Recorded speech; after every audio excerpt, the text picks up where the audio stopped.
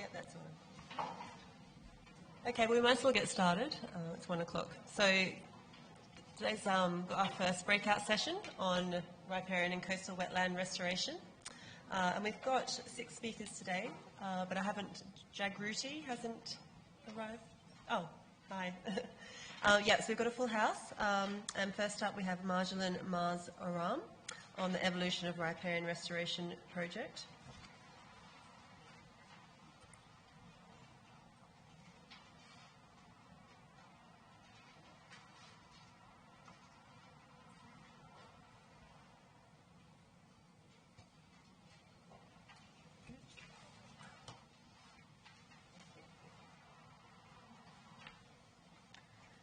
Good afternoon, ladies and gentlemen. My name is Marjolein, or Maas for short, Oram. I work as a catchment management officer at the City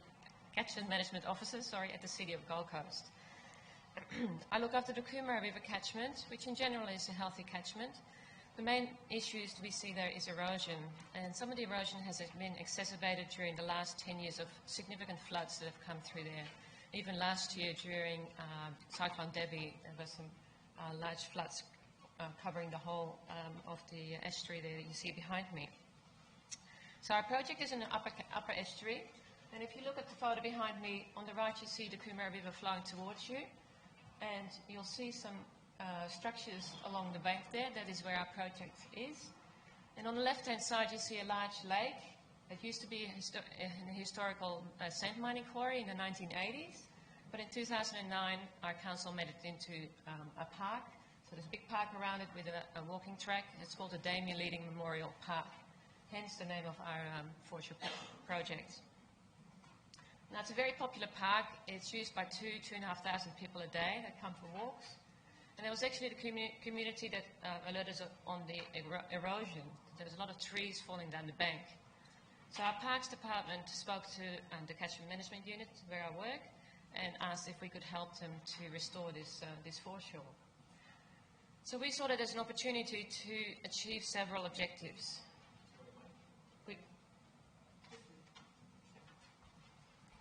Can you hear me? Yeah? They can hear me.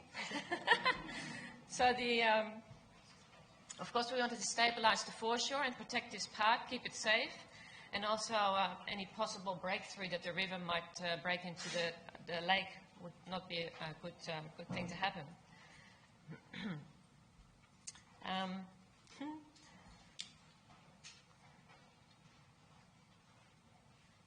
So yeah, we also wanted to restore the foreshore. The riparian buffer could do with a lot more trees there and a lot more vegetation. The mangroves along the foreshore there, although it is an outer bend, it used to have quite a lot more mangroves there when we looked at previous photos and aerials. So we wanted to restore that mangrove habitat there as well. And by doing that, of course, you don't just stabilise the foreshore, but you also improve the ecological values in the river and the water quality. So this type of treatment, we believe, is the first of its kind in estuarine environments. Larch wood has been used in freshwater streams quite a lot, but to use it in an estuarine environment is quite unique. It's been a very interesting project to be part of, and really it's been built now, but it's the river processes that now will further stabilise this the bank here and improve the ecological values of the river. Just for those of you who are not familiar with the Gold Coast, we're just an hour south of Brisbane, still in Queensland. Here you see the Kumara River flowing downstream. The red indicates where our project is, so this is just the estuary, that's the upper estuary, and it flows out into the southern Moreton Bay Marine Park. So that was another reason why we're really keen to sort of improve any water quality issues that we could, because it would benefit the whole estuary and its receiving environment. So here's a photo of some of the mature trees, the casuarina trees that were falling down the bank, and you can see how much sediment the root ball takes with it. And you can imagine that the bank is completely open to further erosion as well. We estimated that about 5,000 cubic metres of soil has been lost to the river environment. Here's a couple of photos of further bank collapse. What we first saw was some tension cracks on the left-hand side there at the top of the bank. And underneath, a hydraulic scour is completely undermined the bank, and it's only a matter of time before the bank completely fails and collapses. So we hired a geomorphologist, environmental engineering consultancy to do an erosion assessment, and the bathymetry and the bank profile investigations showed that we didn't just deal here with bank erosion, there was also erosion in the riverbed and the foreshore river beach. So at low tide, there's quite a bit of beach there exposed, and there was significant erosion along the cobbles there as well. The maximum velocity at the site was modelled at 3 meters per second. So we had to make sure whatever we built there would withstand those fast flows, and any hydraulic drag on those structures would need to be calculated accordingly. So here's the concept design of what we actually built. Mimicking nature in a way, using large trees with root balls and putting them back into the river. You see the light brown structures are the hardwood logs, and the ones closest to the bank are in line. And those structures are there to prevent boat wash from water skiers. There's quite a few water skiing coming through there. Boat wash to reach the bank directly and reduce that continual erosion scar on the bank. Sedimentation would trap behind the logs, and that would create a good habitat for mangroves to re-establish. And you see some dark slats underneath the mangroves and underneath those first set of logs. They're actually the fallen mangroves, or represent the fallen mangroves, the fallen casuarinas. That's it. We had a casuarina brush. As soon as that falls into the water, it becomes a protected under the Fisheries Act because it's good habitat. And so we didn't want to let that go. We wanted to reuse it on site. So where possible, we pinned it underneath the logs, but at least we kept it on the site. So the deeper logs were there to act as an hydraulic buffer to any of the velocities coming downstream. And again, sedimentation and accretion around the logs will eventually permanently embed those logs, and then they'll become a load-bearing force to the river, and that will help create that protection of the foreshore and the beach again as well. So if a rock wall had been built here, it would just deal with the bank erosion, it wouldn't deal with the beach erosion, and it wouldn't deal with the bed erosion, so that would continue to erode towards the bank and might even undermine a big wall like that. This is it from a cross-sectional point of view. You can see how there's piles going into the riverbed, and that was there to tie the logs onto and reduce the risk that they might flow down during one of those major floods. And also just want to point out that the whole project includes all the foreshore restoration as well, the plants and the riparian zone. It's very important to create that complete stronghold to the bank.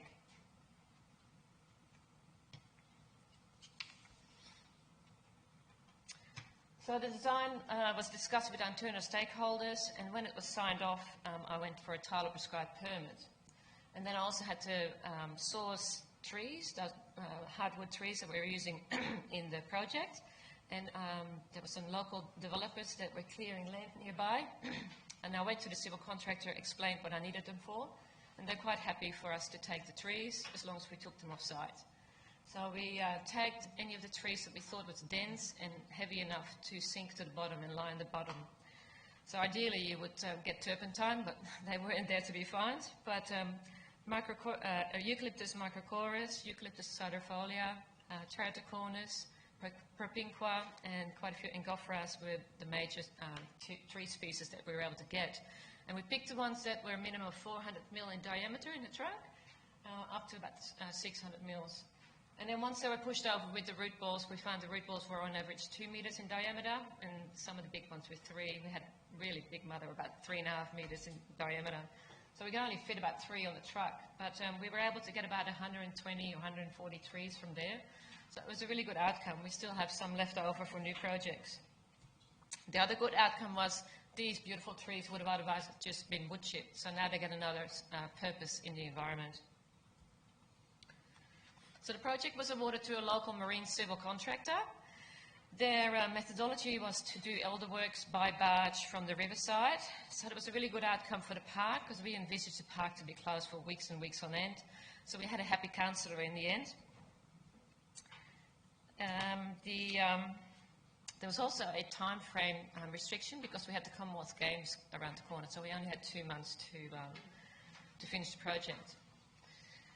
The piling was first. On the top corner you see Olga digging a hole, then the pile is slung into place here on the right hand side, and then they put a vibrating tool on the arm of the excavator, and that vibrated the piles into place. Now these piles are treated because we had to make sure that marine borer wouldn't eat them out within a short amount of time. They had to stand some years. And from the geotech investigations and the calculations, the deeper piles in the water went to 6 metre depth, and these ones here near the foreshore was 5 metres depth. Here you can see how the piles are all piled in, and then they're coming in to lay all the hardwood logs. And you can see how the barge, how it's all working with the excavator. You can see some of the fallen casuarina still on the left-hand side, and so they had to sort of be spread out so that every log had some casuarina brush, because that was good. Was further sort of roughness for any of the flows that come through, and further reason to slow that flow down. There was a few trees that were on an angle. We actually coppiced them and used that casuarina brush in the design as well. Here you can see one of the closest logs being placed behind 2 piles, and so it's going to be tied onto the 2 piles. Dyneema rope was used to tie the piles onto, to tie the logs onto the piles, excuse me. And that was alternative to the chain, stainless steel chain that was advised in the design. But the contractor advised us about Dyneema rope, something we weren't really familiar with, but it's very widely used in the marine industry. It's very, very strong. And the contractor is so convinced that he's given us an extra 3 years of monitoring of this rope. Dyneema rope. So then our natural areas management unit came in, and they did the planting phase of the foreshore restoration. They used long-stem hibiscus tiliaceous in the exposed vertical banks. We didn't want to better the bank, and this was a more cost-effective way of trialling something new. And there's also some dense planted salt-tolerant sedges in the bank. This is 3 months on, so you can see they're growing quite well. And then the natural areas management unit came in and did all the top of bank riparian replanting as well. That was all finished in May. So this is 3 months after the construction. We're doing our monitoring. We can see that the accretion around the piles and the logs is starting to really happen. At the top right corner, you might not be able to see it, but there's some mangrove seeds that have dropped out, the grey mangroves, the Avifaunal marinara. And within a few weeks, you can see them starting to grow between the debris, between the fallen casuarinas. So where to from here? Here you see a shot of the whole project being finished. And as I said, we've started our monitoring program. We've got a 5-year monitoring and evaluation program. It's a full back here methodology, so we've got our baseline assessment. And I just wanted to share with you some key outcomes of the project. We believe that the success came from working with a very flexible and open contractor, and he was very keen, all the workers were very keen to learn a different way of bank repair. All they usually do is work with rock, so that was really interesting to see. I also had a good working relationship with my project manager. He was an engineer from background, and I had my environmental scientific background. So together we were actually able to cover on all the aspects of the project. They also allowed me on the work side, on the construction side. It's very unusual for anybody else than engineers to be on site. So it was really exciting, and I learned a lot. But they really needed me there because the trees were not all uniform. How do I put this tree in that had a funny sort of root ball sticking out, or sometimes they had a double trunk, or there might be a mangrove in the road. Can we slightly move this up or not? So it was really good to be on site. Lessons learned, just in summary. The tops of the piles started some wear and tear really quickly. They used some sort of copper paint to try and protect them, but it didn't really seem to work on some of the piles. And then our engineers said, look, you've got to be really careful that they don't start splitting, because once they start splitting, the integrity will go really quickly. So an aluminium band is actually stretched around the top of the pile, and on that is some reflective tape as well, which was to warn fishermen at night time to see that there's underwater obstructions there. And it was also the waterways authorities required that to happen. We believe that the structures could be spaced out further. We basically have them almost in line. There maybe it's about 2 meters between them. But really, if we think about the hydraulic changes that you would get through the water, that would travel much further. So maybe even second one you could leave out, so that would reduce the cost. But all in all, we think we build a really quite strong foreshore protection here, foreshore erosion protection project here. And we really would like to see it being rolled out in other areas where it's suitable, and so not even just on the Gold Coast, but everywhere. So we're quite keen to talk and share any of the aspects of the project with you. I've brought some business cards, and there'll be some information on our council website as well soon too. So yeah, if there's any questions, feel free. Yeah. Yeah, just a very short question. Piles? Piece yep. is treated wood. Yep. The horizontal wood is untreated. Untreated. How long is that supposed to persist? It'll get affected by rainwater too, right? It will be, yeah. But I don't know if you've seen fallen trees naturally fall into the environment. They sort of become half buried, and they just stay there for years and years and years. And they don't have to be completely intact as long as they're sort of there as that barrier. And it also, if that happens, you do create further habitats, and we already see even mussels growing onto it. And yeah. Okay, thanks very much, Marjolein. I'm sorry you have to catch your afternoon tea. Next up we have Lynise Wearne.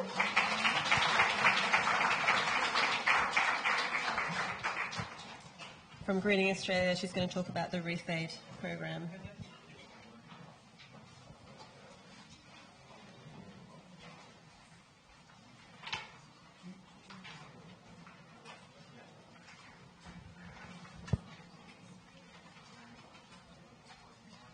Okay, thank you. So I'm Lynise Wearne from Greening Australia, and I oversee one of Greening Australia's major programs, the Reef Aid program, which is really focused on the restoration of wetlands and gullies in priority catchments to improve the water quality for the Great Barrier Reef. So based on the 2017 scientific consensus statement and a lot of the surveys which have been done on the Great Barrier Reef, it continues to be in poor condition, and this is the major threat to the reef we know is climate change, and we saw the major events in 2016, 2017, which bleached up to 50% of the Great Barrier Reef. And we know this is a global problem, and it's going to take a globe to actually fix that. One of the other major stresses to the Great Barrier Reef, which allows the Great Barrier Reef to be resilient and actually recover from these types of events, is water quality. And that's a local factor, and it's a factor that we see that we can actually do something about. We know that the coastal wetlands, some of the catchments, up to 70% of the coastal wetlands are actually impacted. And we also know there's been a 5 to 10% increase in sediment that's flowing out to the Great Barrier Reef, and this is largely related to land management practices in some of the grazing areas in the Great Barrier Reef catchments. And certainly some of the recent modelling that's been done has really emphasised the impact that water quality and climate change can actually have on the outcomes of the Great Barrier Reef, as you can see by the diagram just down here.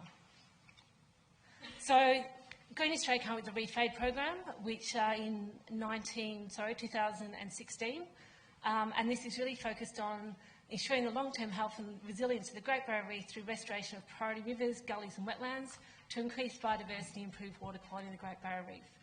By 2030, we're looking to restore up to 3,000 hectares of rivers and wetlands, and also improve water quality at our project sites by 50 to 80%. So far, we've got 6 major programs running. 4 of these are focused around gully and stream bank remediation, and 2 of these programs are focused around wetlands. These programs, we don't do it by ourselves, so often we'll go to government and they'll give us half the money and then we fundraise half the money. So we're very focused on partnerships with philanthropists and other organisations within Australia and actually throughout the world. And our current programs run from Cairns right down to the Fitzroy, Rockhampton. So right across the Great Barrier Reef catchments is where we've actually got our programs running.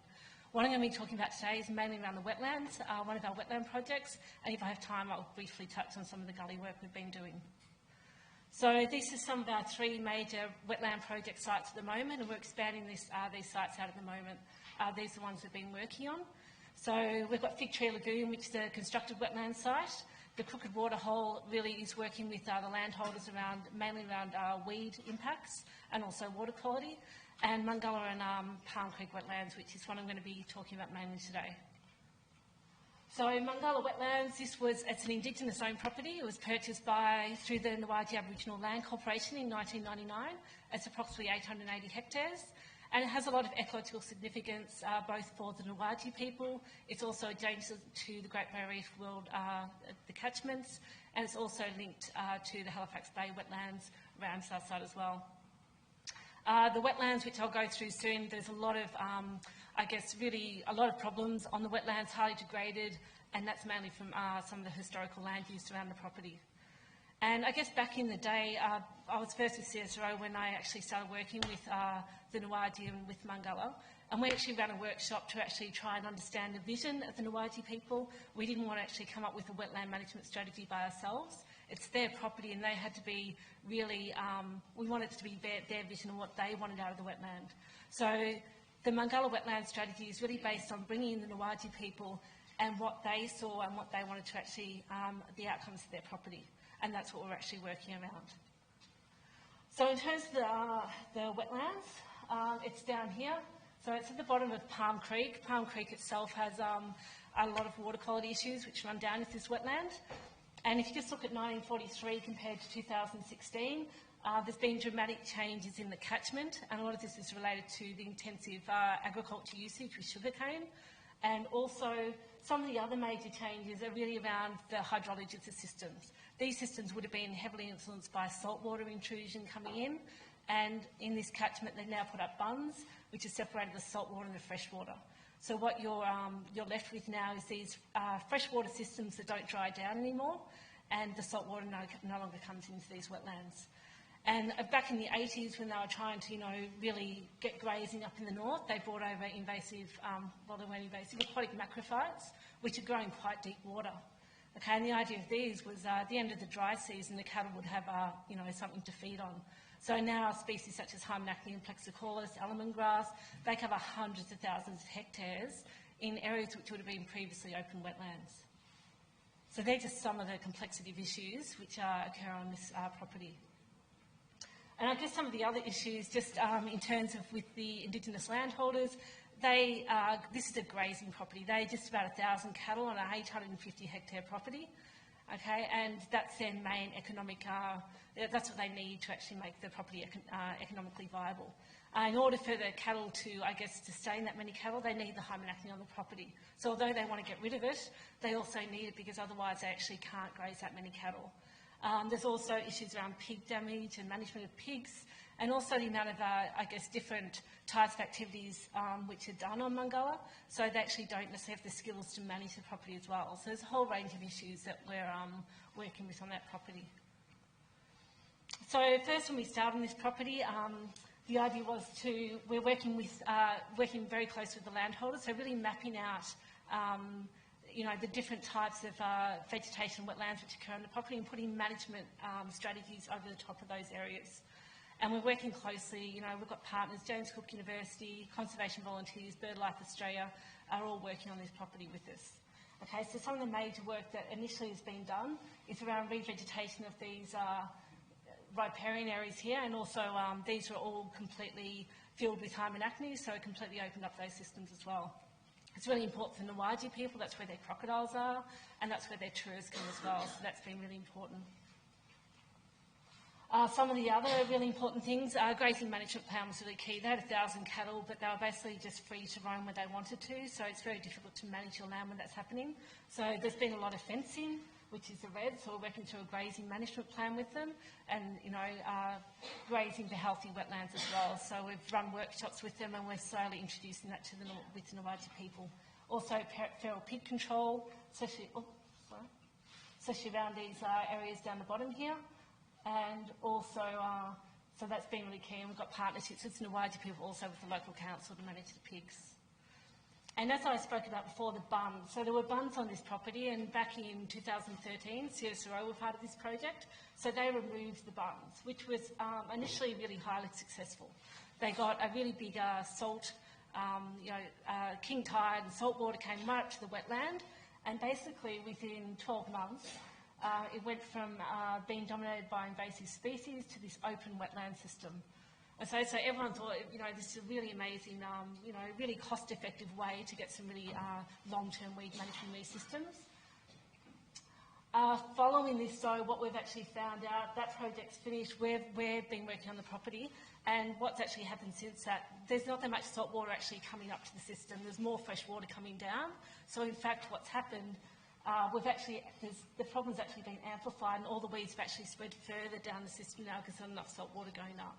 Okay, so it's just sort of thinking around some of the hydrology and, some assumptions around, how much salt water we thought would actually come up to that system. Okay, and this is just while we've been here in the last, year and a half on this property. This is June 2016 by August 2016. And then June 2017, it's now covered with hymenacne and almond grass. This was an area that was previously completely open, okay, because the salt water is just not coming up to these systems. However, some work that's been done, this is unpublished data by SERA on trop water. We know some of these species are susceptible to salinity, some more than others, as you can see here. This is just done in the glass house. Okay, so we know almond grass, hymenacne, they're going to take probably a lot more exposure to salt water. But it does make us, understand that salt water can work. So this is actually, defines some of our thinking about what we're doing here. So what we've actually been doing on this site is not necessarily removing more bunds, is actually we're putting saltwater bores into the ground, okay, and bringing the saltwater up. These can be turned on and off. So we've got a trial going at the moment, again with James Cook University. So we've got some 4 wetland trial sites. We've got 3 saltwater bores, and then we actually spread out the pipes along the wetlands. Okay, and then you can turn those on and off, and we're monitoring the effect on vegetation, the macroinvertebrates, and the bird species and stuff as well. So this is a trial we've just turned them on. I actually think next week we're turning them on. We've done some trial bores, and so this is a really exciting space that we'll be looking to do. It's, we don't want to be spraying weeds constantly because it's not sustainable. Okay, this is a way we could work with Indigenous people.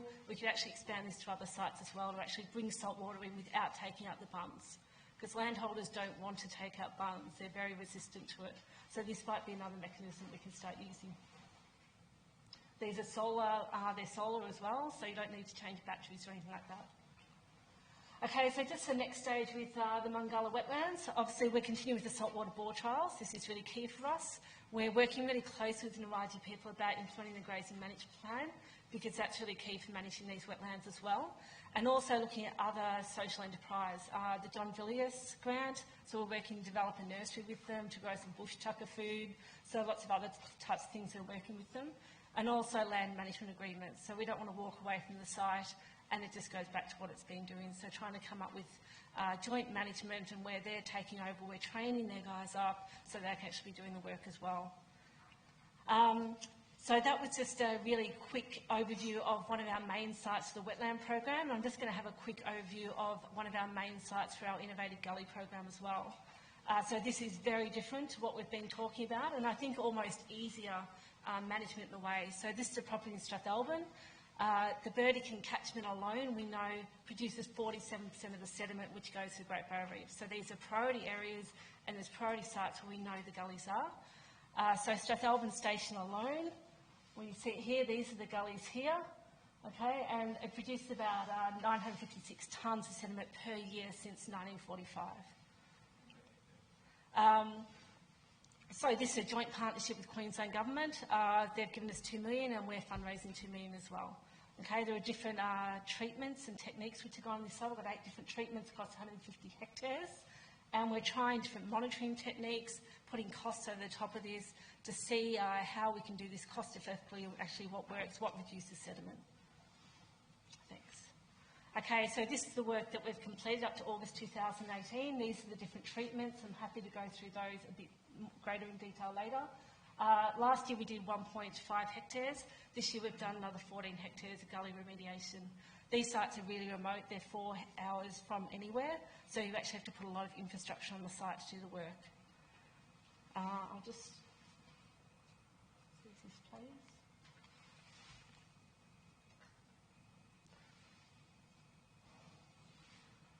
Okay, this is just drone footage. So this is our control gully we did the first year, and these are the gullies we've now completed this year. So it's a big, the scale of the problem is quite large. There's 2,000 hectares of these in the vertical catchment. When you actually go up, there's a car there. We actually put a side office on here as well because we actually couldn't do the work, and we actually put infrastructure on there. And then we've put the rock chute going down there as well. So that was all from last year. Okay, the completed works in 2018. Okay, that's our control gully in the middle there, which we will actually also remediate that one as well. And we've got the different treatments across here. We don't want to leave these landscapes like this. We're also revegetating these as well. They're not just going to be bare dirt. It's really key. So there's different rock capping, there's rock chutes, there's all different types of treatments on there, and we've got costs over the top of that. We've got a pretty detailed monitoring set up as well. We've got our automated samplers out there, rising stage samplers. We're working with Griffith. They've got their past samplers out there. So we've really got some detailed monitoring in our control and all our treatment gullies. And just in our first year, just in our first treatment, we had a 97% decrease in our suspended sediment, our concentration of sediment. And this year, hopefully with a greater wet season, we should get greater results out of our different treatments. Okay, just want to thank all our supporters. We've got a lot of partnerships from Virgin, Tiffany and Co, who actually funded the Alluvial Gully project, and they've co-funded a lot of these projects, so that's really key for these projects. We couldn't do it without all our supporters. Thank you.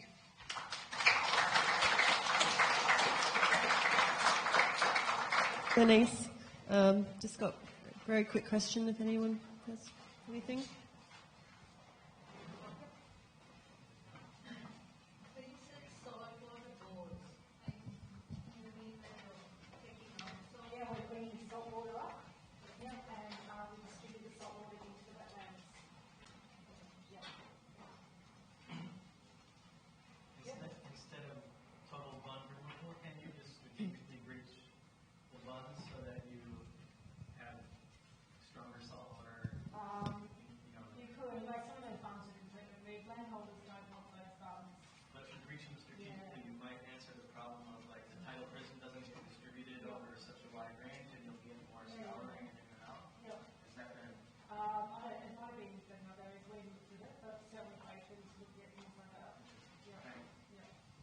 Okay, thank you, Lynise. Next up we have Jagruti Rathod, talking about Indian wetland restoration.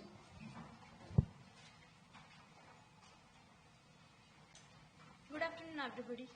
I am here to present my case study on management and restoration of wetland, that is an industrial and the non-industrial area of Vadodara. It's one of the urban city of Gujarat state, and I work with the NGO. About little bit about my NGO, that is the Gujarat Ecology Society. It's work with the conservation, research work, and our third state are coastal, marine, and the restoration of the wetlands, mining area, and a desert area. And sometimes we also study first we study the research work, then find out the problems and give the management strategies to the government as well as the local body or a local people, so they get restored the things. Now this is something about my country, that is Gujarat is one of the state, and we have there are different cities over there, and it's a culture, social, and a traditional state. So this is my study area or a study site. Vadodara have a different cities. Some are the urban, some are the rural cities. And again, they have aesthetic values, different cultures, different festivals, and it's full of industries also. The first IPCL industries will come into the Baroda city or a Vadodara city. So now that is the thing, started the urban condition as well as the industrializations and slowly that our Vadodara city convert into the urban areas. This is the difference between the 10 decades. And these are the things where the vegetation is cutting down and slowly the urban growth takes place. So the most valuable things are wetland because it is a main source of water as well as it's control the flood in our city. So now we have only 62 wetlands and again in 2018 there are also less wetlands in city. So why I choose these things, because we have industrial zone and I am the ornithologist, so birds is my concern. So simultaneously I find out the indicator species of birds as well as the restoration strategies, and we apply that strategies for the wetlands. So this is Vadodara again. We have I do the industrial and non-industrial category because in non-industrial area there is no requirement of the restoration. Only the industrial area or industrial wetlands require the restorations. And we had studied about 50 villages of Vadodara city. So this is the Google Earth image of our city.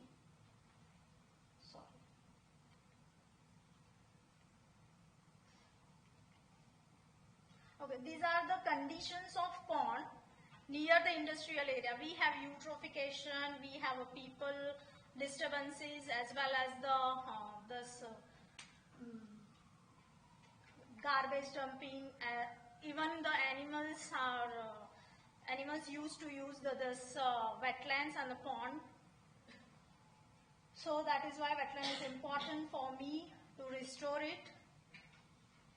So my based on the study, I have to primary data collection, then analyze it, then find out the management strategies and restore it. These are the things.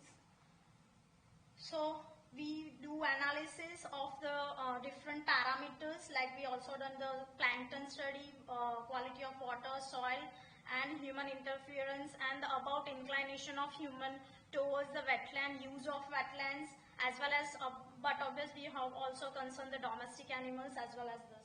But here I have studied the indicator species of the birds.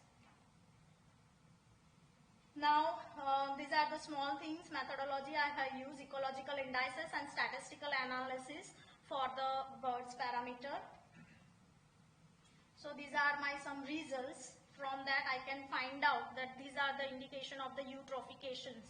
Some of the near threatened birds also find out near the pond area. So these are some near industrial areas, abundance, data, and all these are the 4 species which are near threatened to the, according to IUCN 2017. Sorry.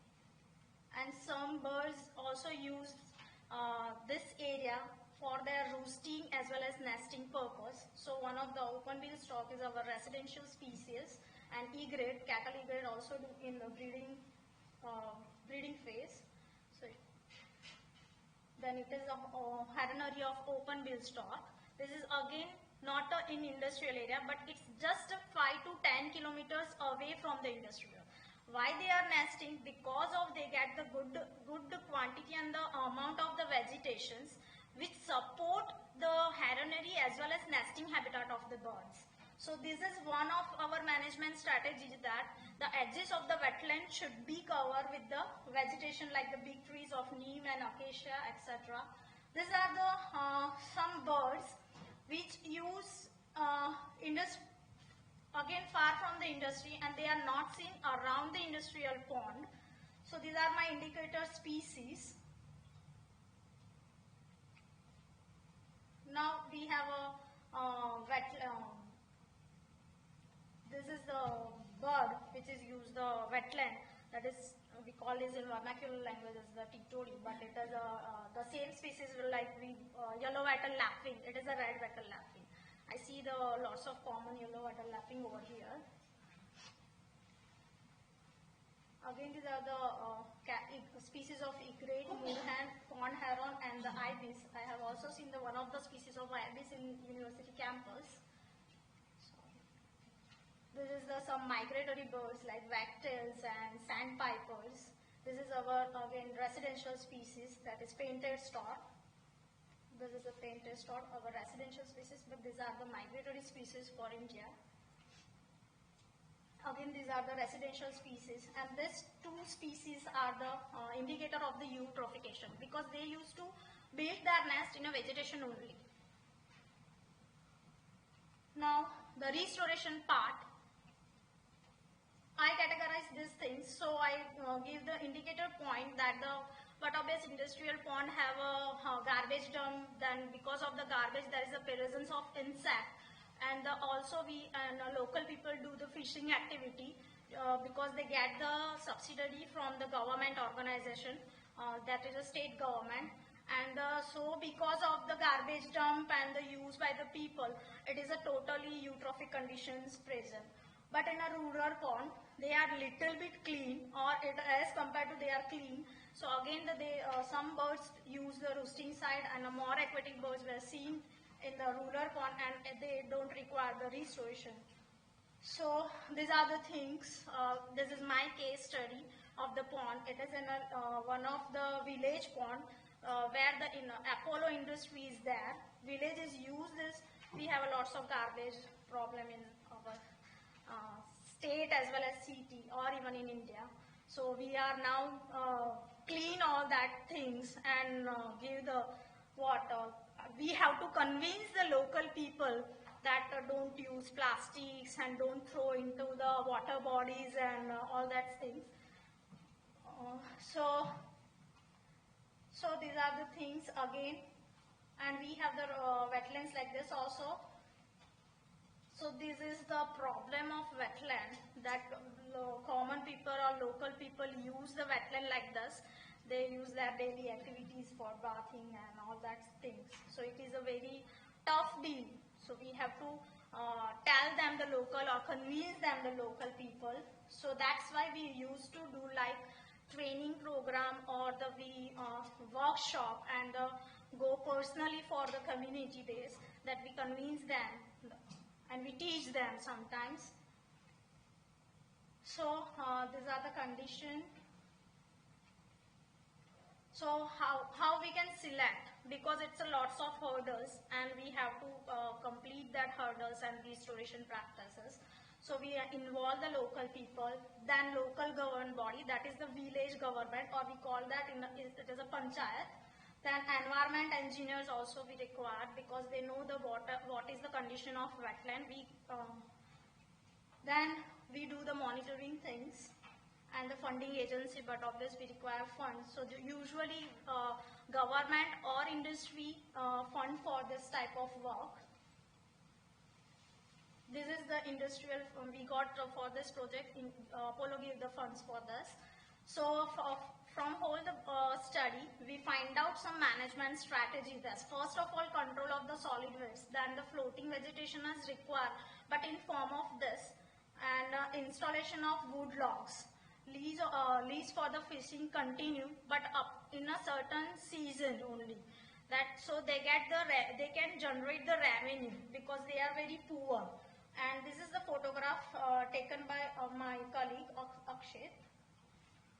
So with the help of this management strategy, and we install in a different wetlands, that is, so that they also support the feeding site for the birds, as well as the breeding site for the fish. This is the floating vegetation. This we want to apply in our one of the wetland, but it is in a progressive stage. This is the nothing but we are thinking that we have a program that the bamboo trees, and over that we give the floating vegetations. So this is again the upper one is the Vadodara village, and this is again the same place. So we give the management strategies to the forest department, and they apply it. So this is the roosting area. It is this is the place where in migratory season we have a birds lacks in a legs. So it is a very concern about this. So these are my study area. Well, this is stages of restoration.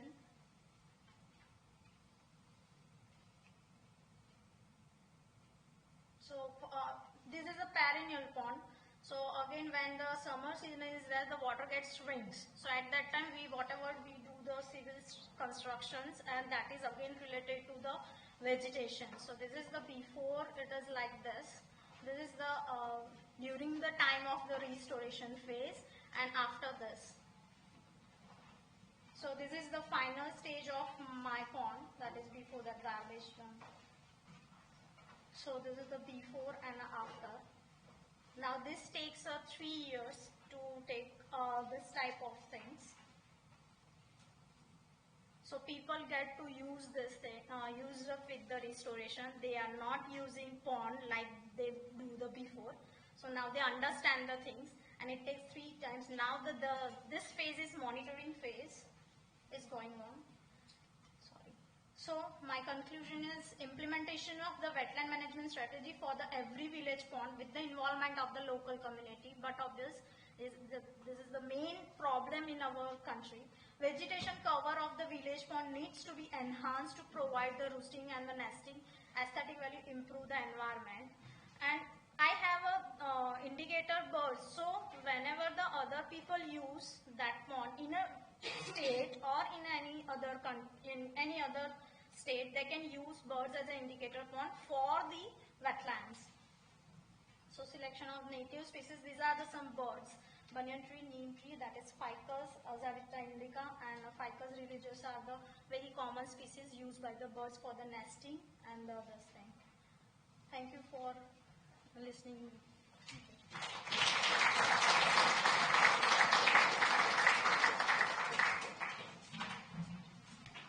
Any question? Yes. These birds that you indicate on that, how do you standardise the time of day that you're measuring birds? How do you standardise your bird community surveys for the time of day? Do you sample like the data just in the morning? Yes, just in the morning, and we used to do the seasonal birds. And for 2 years. So, and not for one wetland, for around more than 50 wetlands. So we get the idea that one of the bounds are and the indicator of the industrial one. So through the analysis, I get the conclusion that these are the indicator species.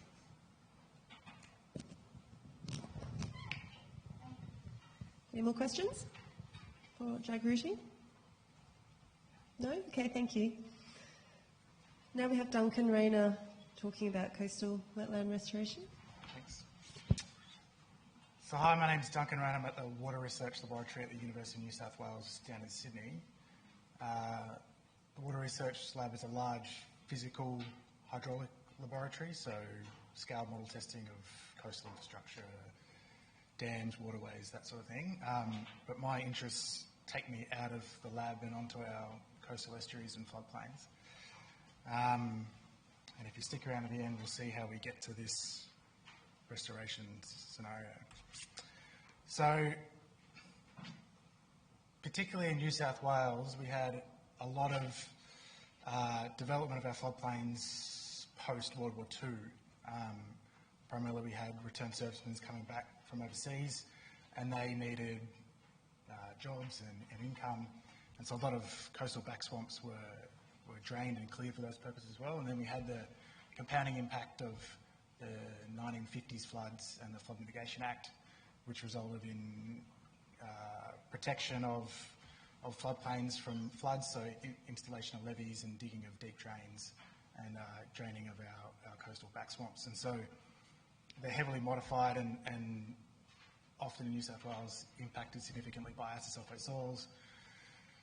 Those byproducts flowing into the estuary, blackwater events, these sort of processes.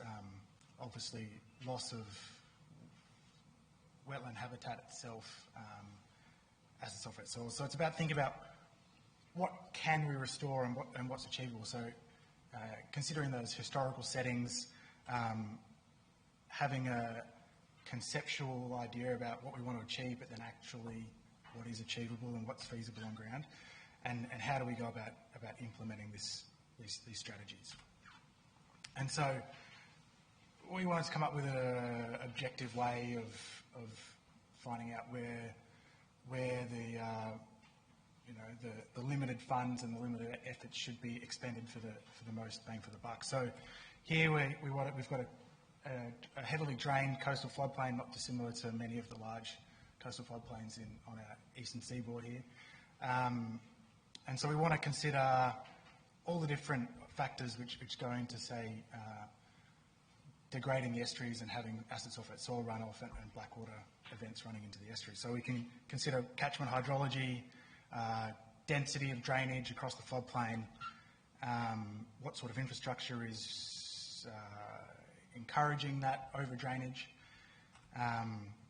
how we have groundwater drainage through the soil, so how fast that acidic water can get into the surface water and how acidic it is. How the tide interacts with it all, how climate change interacts with it all, how far we are from the ocean, so what's our acidic buffering capacity of the ocean, and climate change, and then how our landholder feels about this whole process as well, which is probably the most important factor for achieving on-ground results. So this is the real key slide here in getting across what I'm trying to say. So we want to prioritise restoration based on acid risk, so how much acid is contributed from these degraded coastal wetlands to the estuaries, impacting fish kills, impacting aquaculture, those sort of things. So effectively, we want to look at a surface water factor, so how much potential is there for catchment drainage to run through our system and take up the volume part of, say, an acid flux. And then we look at a groundwater factor, which considers, say, groundwater hydraulic connectivity, how acidic the water is, how much of that acidic layer is exposed for drainage, and that really comes into the concentration part of the acid flux. Implementing factors on site need to consider sensitive receivers, so how close are we to, say, oyster leases or macrophytes and sensitive receivers like that. In the case of acid restoration, a flood mitigation structure like a floodgate that's in good condition is actually poor for mitigating acid effects. A floodgate that's leaky is potentially better. So having that discussion with councils and land managers about where do we want to put our priorities is a key talking point. And so we'll apply this to the case study of the Manning River, which is mid-north coast of New South Wales. So Taree is the most well-known town in that catchment, I'd say. And it's a large floodplain, heavily developed with agriculture and heavily drained as well. So if we look at the acid sulfate soil risk mapping, pretty much the whole floodplain is classified as high risk. And the low-lying areas are particularly susceptible to acid runoff. So here we can see on the left acid flock discharges coming out of a place called Cat Eye Creek, and that impacting directly onto those oyster leases you see at the bottom of the photo. Huge acid scalds here as well. This is one of the acid sulfate soil hotspots in New South Wales, and then one of the more recent trips that we undertook on the top right there is that's iron flock in the receiving water. And obviously you get all those byproducts from that, massive fish kills, big acid plumes, oyster degradation. So this catchment is very low lying. Everything here you see that's in light to dark blue is below a metre. So there's a large series of sub-catchments, and so we want to break those sub-catchments down and consider the significant drainage density that is draining those floodplains. So every line you see on this map here will have some sort of flood mitigation infrastructure at the downstream end, so a floodgate, say. And so we can break them up into different catchments, have a catchment delineation, and say, well, let's try and look at each catchment and see which ones we should target. So that involves collecting everything to populate that slide I showed you before about surface water and groundwater factors. So that involves a significant amount of field investigations to understand each catchment, understand it as well, the receiving water hydrodynamics and salinity regimes. Numerous holes being dug to depth and a significant amount of time spent testing acid sulfate soils and surveying flood mitigation infrastructure and drains as well as topography. Shallow groundwater conductivity measurements to try and populate, get an understanding about how fast that groundwater, acidic groundwater, is going to be flowing into the receiving waters. Lots of time spent looking at flood mitigation infrastructure as well, floodgates in this case here. So you can see there's a lot of large-scale infrastructure across this floodplain, all in generally good condition. And so we can feed all this information into our understanding to develop, say, a drainage density factor where we can compare and prioritise each catchment or each sub-catchment. And so we can end up with a range of factors. Here is all the acidic soil profiles, not all dug by us. We contributed to that in a strategic manner. The size of the circle here representing the potential acidity of that particular site. So as you can see, the acid sulfate soil risk maps, which are indicatively developed based on elevation and proximity to the coast, are pretty much all right. Everything there is high risk acid soils. Again, conductivity of the soils is a key factor as well. And so when we look at this assessment, we found that 80% of the acid risk actually comes from the 3 catchments. And so then it comes into saying, well, we've identified where our main priority should be. How do we go about actually implementing something on ground? And that comes down to talking with the landholders. So going and talking to these priorities 1, 2 and 3 and seeing who's approachable for on-ground works. Priority 3, referred to as known as the Big Swamp catchment, was identified for further investigation.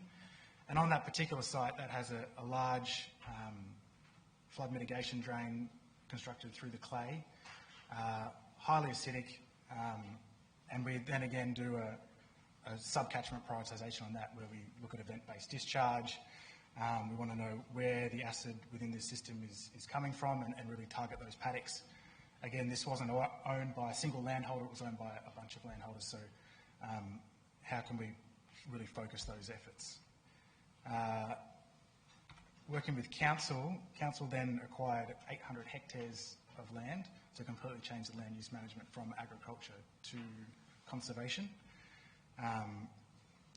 And once we've identified this, we can look at we've identified the potential restoration options and said this is where we should focus our efforts. So we have some conceptual models of how we can restore tides to the worst acid-affected floodplain and complement that with significant hydrodynamic and water quality modelling. This is feeding into what sort of habitat we're going to end up with in the future at that particular site and what sort of buffering capacity we're going to achieve. And so significant on-ground works were undertaken. Kilometres of drain reshaped or infilled, areas that are earmarked for tidal restoration are identified and cleared and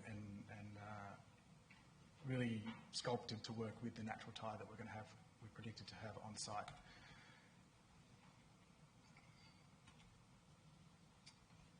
And so here's the before picture of what it was like before. So this land is typically about the 0 metres mean sea level, up to say the 0.3 metres mean sea level. So we're really targeting those intertidal species of vegetation. And where are we? And that's the sort of after what we're looking at in terms of re-implementing the tide into this system.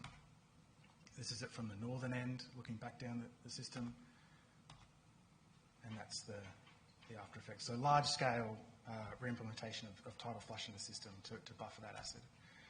And so there's long-term monitoring that's gone in place with this: water quality, photo levels, photo points, drone surveys, fish surveys, vegetation surveys. And so we've got a fixed camera on site. You can go online and have a look at daily images from this site. So as you can see, the heavily iron acid scalded site beforehand, and then the site during its restoration. So this has been this is after about three years. UAV surveys looking at overland tidal extents and inundation as well as looking at relative vegetation health using near-infrared scanning. Here's some photo points of the system developing over that 3-year period, or 2.5-year period. You can see the re-establishment of salt-tolerant species and vegetation cover. Again, another photo point here, we can see significant recruitment of intertidal salt-tolerant species. Thank you. Areas that are a bit more open to deeper water levels, we've got grey mangrove populating that area as well. And so I'd just like to thank Taree City Council, or Mid-Coast Council as it's known since the amalgamation, my fellow co-authors, local landholders, Estuaries Grants and LLS Fisheries and Office of Environment and Heritage. Thank you.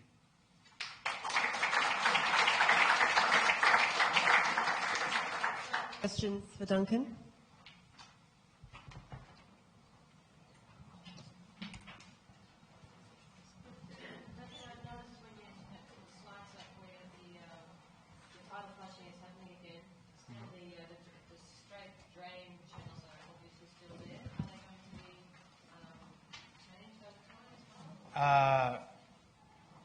There is a long-term plan for the council to buy out the whole of this floodplain, this part of the floodplain.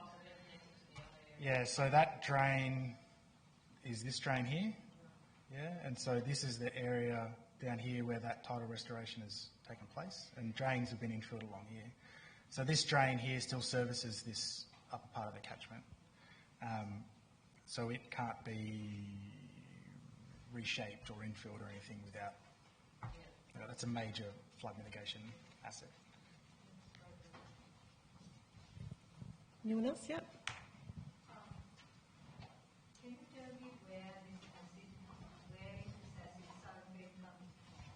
Yeah. And what I understood you're using tidal flushing Yep. to flush the acid out. Is Yep. that the normal regime?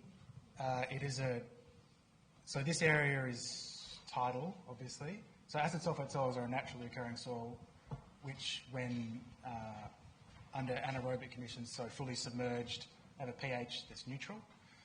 So when you put in large drains and you expose those soils to oxygen, they oxidize and you get acid sulfate soils, and groundwater flows through that into the surface water and adds in. At this site, pH 3 and iron concentrations of around 10,000 milligrams per litre, aluminium about 8 milligrams a litre coming out of the system. So it kills everything downstream.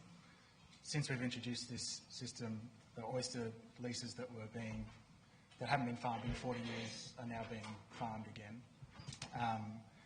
And so the tide is bicarbonate naturally occurring in ocean waters, and so that bicarbonate is used to buffer during dry times. Yeah. Okay, thanks, Duncan. Next we have Christina Buelow. She's also talking about coastal wetland restoration, but in the context of bivalves. Okay. Thanks for coming. So today I'm going to speak to you about some recent efforts we've been making to try and restore coastal wetland water quality, looking at ecosystem services provided by some native freshwater bivalves. So worldwide, our coastal wetlands are under threat as human populations continue to grow and concentrate along our coastlines, and as sea levels continue to rise with global warming. Worldwide, we've seen greater than 50% loss or modification of our coastal wetland ecosystems. And here in Northeast Australia, along with coastal wetland floodplains, one of our most iconic coastal ecosystems is the Great Barrier Reef. It spans 2,300 kilometers of our coastline. In 1975, it was declared a protected area and has been managed as such since. And in 1981, it was given World Heritage Area status for its natural outstanding values. However, over the past 30 years, we've seen greater than 50% decline of coral cover. And the health of our coastal wetland ecosystems is tightly linked to the health and resilience of the Great Barrier Reef. So when our coastal wetland ecosystems are functioning properly, they can provide a water purification service and deliver high-quality water to the Great Barrier Reef. And for this reason, they've been dubbed kidneys of the coast. continue to convert our terrestrial coastal landscapes to agricultural land, we've seen degraded water quality in catchments of the Great Barrier Reef. So we see high levels of nutrient pollution being delivered to the Great Barrier Reef, and this is one of the major threats to its health. The importance of coastal wetland ecosystems for the health and resilience of the Great Barrier Reef has received policy recognition in several policy documents, including the Reef 2050 Long-Term Sustainability Plan, which states that there should be no net loss of the extent or condition of natural wetlands and riparian vegetation that contribute to the health and resilience of the Great Barrier Reef. More specifically, they outline water quality targets. These are the targets for 2018, where we should see 50% reduction in dissolved inorganic nitrogen, 20% reduction in sediment loads, 60% reduction in pesticides, and 20% reduction in particulate nutrients. Worldwide, there's been efforts to try and restore coastal wetland water quality. There's been a great focus on using marine oysters for this purpose. So these are natural ecosystem engineers that can provide a water filtration and nutrient reduction ecosystem service. These marine oysters can occur in dense reefs at the end of catchments, so they can intercept water as it's coming off of the terrestrial landscape and being delivered to the marine ecosystems, and provide that water purification service. And restoring water quality through marine oysters has received a lot of funding, especially in the United States, through the U.S. Estuary Restoration Act, where there's been over $45 million invested in restoring oyster reefs over 10 years from 2000 to 2011. More recently, there has been some focus on similar ecosystem services provided by native freshwater bivalves. So freshwater bivalves are also natural ecosystem engineers and can provide a similar water filtration and nutrient reduction service. However, they occur in freshwater wetlands that are higher up in the catchments. So potentially they could provide an additional water quality restoration solution where they can intercept water that's coming off of the land before it reaches the lower reaches of the catchment near the marine ecosystem. And our study focused on a coastal wetland complex in northeast Australia. So this is just about an hour south of Townsville. The Burdekin floodplain is one of the largest sugarcane production regions in Australia. So it delivers high levels of nutrients, sediment, and pesticides to the Great Barrier Reef. And for this reason, it's been identified as a pollutant hotspot. In addition to delivering high nutrient loads, we see modified hydrology of the coastal wetland floodplain in this region, primarily due to irrigation infrastructure for increasing sugarcane production. One of the artificial wetland structures that we see a lot of in this floodplain are recycle pits. So these are large reservoirs that are built on the edge of the sugarcane crops, and they receive tailwater that's very high in nutrients, tailwater running off of the sugarcane. And in this region, it's estimated that there's only 23% of the natural freshwater wetlands remaining. And so we look to see if a native freshwater bivalve, Corbicula australis, could provide an ecosystem service benefit of improving water quality that's being delivered to the Great Barrier Reef in this region. So this native freshwater bivalve occurs throughout the Burdekin floodplain. We were interested in two ecosystem services in particular. The ability of these bivalves to filter the water. This is a regulating ecosystem service. And we were also interested in their ability to store nutrients in the sediment. So they can store nitrogen and phosphorus in the sediment through biodeposition. This is a supporting ecosystem service.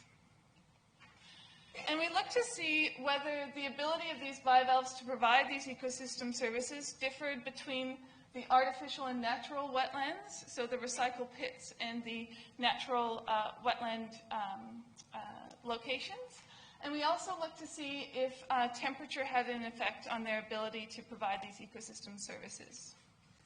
We also wanted to measure their population density across the floodplain so that we could extrapolate their filtration and nutrient storage rates across the region. And we also wanted to look at the effective bivalve size. So did their ability to filter the water and store nutrients in the sediment differ with size? So we measured their filtration and nutrient storage rates both in the field under ambient conditions and in the lab under temperature-controlled conditions. We had 3 temperature controls. We had 23 degrees Celsius, 27 degrees Celsius, and 32 degrees Celsius. We found that temperature had an effect on their ability to filter the water. So they filtered water at the highest rate under the 23 degrees Celsius water temperature treatment. And we had deployed high-frequency water temperature data loggers in our wetlands, and we found that they really only experience this temperature during the winter months. So potentially they're able to provide a higher filtration ecosystem service in winter months compared to summer months. We also measured their ability to store nitrogen and phosphorus in the sediment, and we found that larger bivalves can store more nutrients in the sediment. We also found that their ability to store nutrients was higher in artificial wetlands compared to natural wetlands, like this recycle pit. We also measured their population density and size range across the floodplain. So these are 2 of our study wetlands that just happen to be side by side. So this is a recycle pit, one of our artificial wetlands, and this is a natural lagoon. Each of these dots represents bivalve density. So the density in these wetlands range anywhere from 0 bivalves per liter of sediment to 30 bivalves per liter of sediment. And you can see that it's quite a clumped density distribution, which is what we would expect for these bivalves. Overall, we found that the population density of bivalves was higher in artificial wetlands compared to natural wetlands. And we also found that on average, bivalves grew to larger sizes in the artificial wetlands compared to natural wetlands. And so when we consider the higher density, the larger size, and the higher nutrient storage rate in artificial wetlands, we see that there's an importance of wetland context for the ability of these bivalves to provide ecosystem services of improving water quality in this floodplain. We also, if you remember, we found an effective season. So we found that they were able to filter water at higher rates under winter water temperatures. And so we can see that these bivalves can indeed provide some level of ecosystem service provisioning, improving the water quality being delivered to the Great Barrier Reef. But can we actually achieve a net water quality benefit? And to understand this, we need a few more pieces of information. So we need to develop better models of nutrient budgets in these coastal wetland ecosystems. We also need to know more about the life history of Corbicula australis, in particular their lifespan. So other corbiculid species tend to have lifespans of anywhere from 1 to 5 years, which is quite short-lived compared to some marine oysters. And this is important information because corbiculid species tend to have mass die-offs, where all of the individuals in a wetland will senesce at around the same time, decompose, and potentially release a large pulse of nutrients back into the coastal wetland system. This could potentially negate any positive effects that we've seen from their nutrient storage. We should also consider their ability to denitrify the water. There has been a couple of recent studies showing that corbiculid species can provide a denitrification ecosystem service. And this is something we should consider with further research in these wetlands. All of this information will help us to better understand if Corbicula australis can be part of our toolkit for restoring coastal wetland water quality in Great Barrier Reef catchments and achieve our water quality targets. We can also look at some ways using ecological engineering techniques to try and maximize the ecosystem services provided by these bivalves. So this was a paper that came out in 2010 looking at an idea of an ecological floating bed. So this is a schematic from the paper showing what this ecological floating bed would look like. And they call it an integrated ecological floating bed because it has these 3 zones. It has a plant zone, bivalve zone, and a biofilm carrier zone. And they found that they could achieve a higher water quality benefit when they had an integrated ecological floating bed with all 3 zones compared to just 1 zone. And they looked at the Asian corbiculid species, Corbicula fluminea. So potentially this is something we could look at in Great Barrier Reef catchments with Corbicula australis, deploy these ecological floating beds on high nutrient coastal wetlands, and try to achieve improved water quality.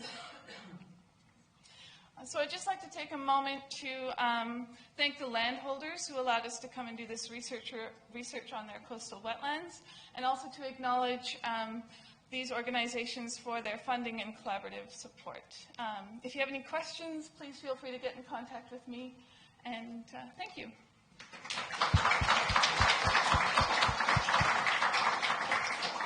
There is a few minutes for questions for Christina. Yes, Kath? What are the predators of these clams? Like, do they, I mean, is that why there's less in natural lagoons because there's predators? It could be possible. It's possible that some fish might be able, they don't have very thick shells, particularly when they're very young, so it's possible that some benthivorous fish could be feeding on them, and also perhaps birds. But I don't know for sure what predates on them. I haven't read any research as to what might predate on them.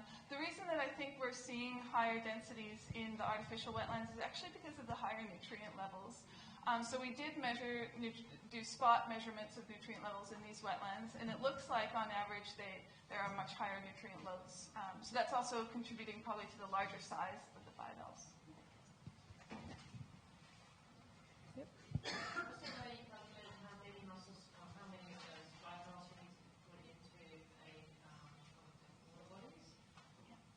Did we calculate it? Yeah, before it became effective enough.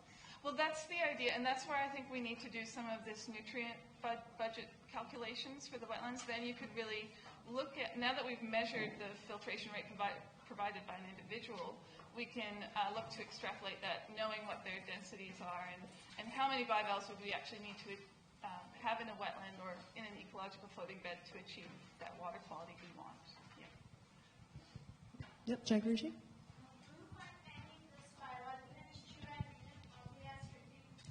They're strictly freshwater.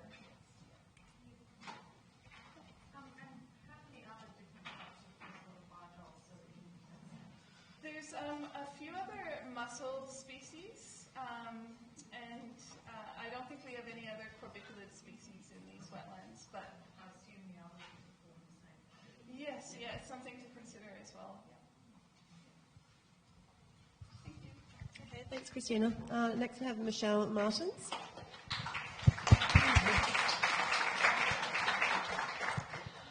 Bear with me, I'm not sure I have anything new to say between the acid sulfate soils and team using my pictures and a case study before. I'm not sure I've got anything new for you, but there might be some photos, you never know. I'll run you through our East Trinity acid sulfate soil remediation, and we'll see how we go. So acid sulfate soils is where I was going to start, and they, by definition, they're soils and sediments that contain iron sulfides, which when drained or disturbed form sulfuric acid. The main form of iron sulfide we usually find is pyrite, which is FeS2, and the pyrite is usually framboidal, and you can see that's these little raspberries here under a scanning electron microscope. So they've got a very small crystal size and a huge surface area that makes them really reactive. And they occur at places like East Trinity. So this is Trinity Inlet here, and this is to the east, it's East Trinity. To the west is Cairns, and this is at 1952. And you can see that this was all wetland over here. We have 4 creeks, and each of them is lined with mangroves. That's what that dark area is. Here we have some sandfire flats, the higher areas that only get inundated on the really high tides. And we have these really unusual linear features here that are actually called Chenier ridges. They're sand ridges that are up to 2 metres high that get piled up after storm surges. They're really quite interesting. So that's where we are at East Trinity, and that's how it looked before it was developed. So I don't have any photos from back then, so we've come up with some schematics so you can follow how things change with time. So over here we have our creek, and we've called it Hills Creek because it's one of those creeks, and you can see that at high tide the area where the mangroves are is completely underwater. Over here we have different types of mangroves. We have one of those sand ridges that's just sitting on top of that mud flat, and then we have some more inundated areas there. Up to about 1.6 metres AHD, which is the Australian height datum. I'll use that a lot. So that's how high our tides used to get on the highest tides before it was disturbed. So what we find here is we're going to look at this grey layer here, and that's pyritic muds, marine muds. They have a pH of 7, they're sitting there happily, wet, not oxidised, they're potential acid sulfate soils. Okay, so if you disturb them, they have the ability to produce acid because they will become oxidised and they'll become actual acid sulfate soils. But at this point, they're benign, they can sit there forever and be quite happy if you don't touch them. Okay. The other thing to look at is that in the 1970s, they decided to build a great big bund wall and turn all that floodplain into sugarcane. They thought it was a good idea. So that wall is big enough for trucks to drive along. Out here is Trinity Inlet, and that's the mangrove fringe, or what's left of it. The gates were put on to allow, we have a really high rainfall, summer dominant weather system up there, so all the wet season water was allowed to come out and off, and they put in 27 kilometres of drains over 700 hectares to make that happen. It was the first laser levelling in Queensland to put in that sugarcane there, and as you can see, they drained it down beautifully, and we did get oxidation in the top part of that previously potential acid sulfate soil, but it's now an actual acid sulfate soil. Now, I will talk about pH a lot. So there's a pH scale. 14 is alkaline, 7 is neutral, and 0 or 1 is really battery acid. That's nasty stuff. Each one of those units, if you go from 6 to 7, you've gone 10 times less acidic. So if we started at 7 in this soil here, and we're now down to pH around 3, it's 10,000 times more acidic now than it was previously. So small changes in pH mean huge differences in acidity. Okay, so we're looking here, and we can see that the mangroves are dying as a result of that acid sulfate soil being oxidised and no tidal water. We can also see that the terrestrial vegetation that was on this sand ridge is coming down into those areas. They're melaleucas. They can grow in pHs of around 3. They're very acid tolerant, and they took over a lot of the areas where the mangroves used to be, where the sugarcane wasn't planted. Okay. So this is a picture from the 1980s, and this is our big bund wall here. This is the mangrove fringe of Trinity Inlet out this side, and this is our East Trinity side. You can see the beautiful cane beds they put in up there. You can see nothing's growing. It's too acidic. If you have a look at the creek system down here, it's lined with iron staining. There's big areas that are scalded and nothing's growing. And this is the water quality in that creek. It's pH of 3, which is the pH of vinegar, if you're going out. Beer is a pH of 4, just in case you're interested. So we also have iron, aluminium, arsenic and zinc, all in excess of the NZ guidelines in this case, and crocodiles. She's so much braver than I am. So this is the melaleucas that have come down into the acid sulfate soil area. You can see there it's an even age stand, and there's nothing but iron underneath them. Nothing else can grow there because it's so acidic. CSIRO were called in to have a look and see what the problem was, and they looked at 110 hectares of the 700 hectare site, and it was down in the corner at Firewood and Magazine Creeks, and they found that the soil was down to pH 3.5, up to a metre below the ground surface. It had oxidised down that far, and there was still potential to produce more acid down there. 72,000 tonnes of sulphuric acid had been released in the 30 years since they drained the site at an annual rate of 3,000 tonnes of sulphuric acid per year. That's going out into Trinity Inlet and the Great Barrier Reef catchment there. 34 tonnes of sulphuric acid was produced per hectare per year in this corner of the site, which was 110 times the rate of acid production that we were seeing down here in southeast Queensland. So when the government said, we'll buy it and you can fix it, we might have had heart attacks, I think, to start with. But we put our heads down and came up with some numbers based on this data. And to conventionally treat the site, which is cover it in ag lime and dig it in, it would have taken $62 million in ag lime alone without the removal of all those trees and all the earthworks to do it. If we were going to treat the water conventionally by adding hydrated lime, we would have been there for 25 years. It would have been $18 million worth of lime without people or equipment or anything to do it. So it really wasn't viable, so we came up with our own plan. and it was based on something that's now called lime-assisted tidal exchange. So what we did was we allowed the controlled reintroduction of daily tidal cycles, and we added hydrated lime as well to boost the buffering capacity of seawater and prevent any off-site acid or metal discharge. It keeps the soil wet, so there's no more acid being produced, no more metals coming out, and it neutralises enough soil acidity to stimulate the activity of the sulfate and iron-reducing bacteria that were naturally there. It was guided by real-time monitoring, and we had active and passive phases we knew were coming up, and I'll talk about those soon. But there were areas where we couldn't treat with lime-assisted tidal exchange. And in those areas, we put in a freshwater swamp, and we did do some conventional ag lime, but I won't be talking about those today. It's just about the lime-assisted tidal exchange. So this is how you do it.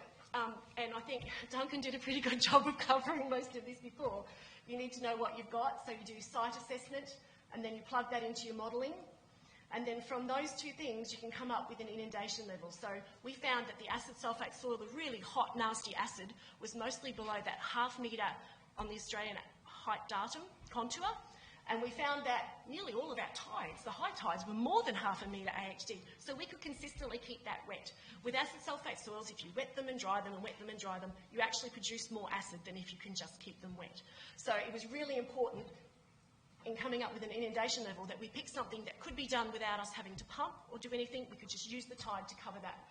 Treatment strategy was to treat as far upstream as possible so that we could get the hydrated lime over those acidified areas, and then on the return journey we could treat that water and drop out all the metals and precipitates that were coming out. So we did that before it got off-site, so all the nasties stayed on-site, because one of our things we had to do was protect off-site impacts. So we had monitoring strategies as well, and we always looked for worst-case scenario.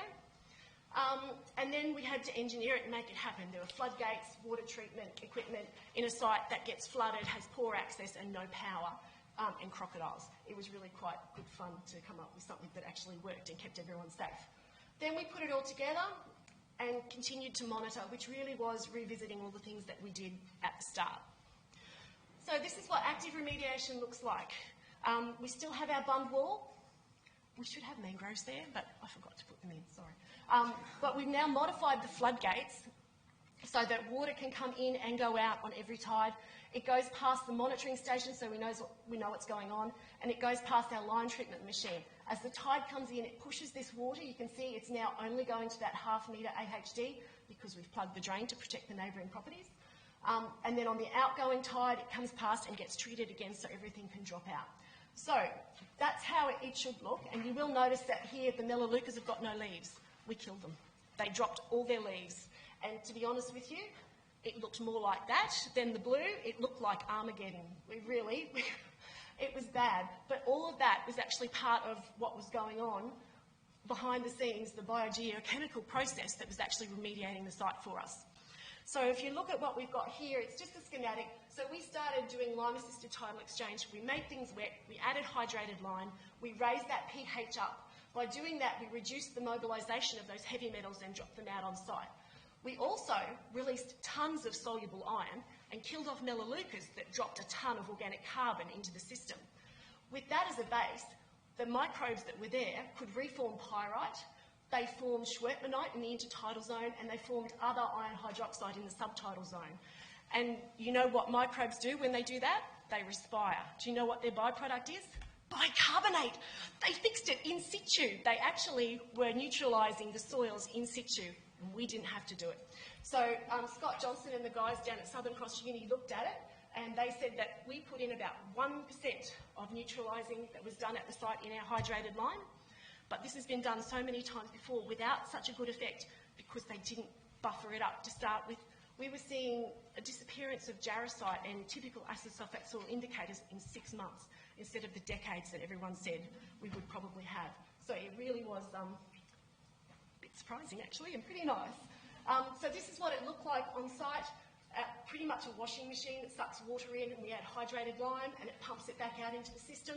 You can see the melaleucas are just starting to die, and there's lots of iron flock coming out everywhere there.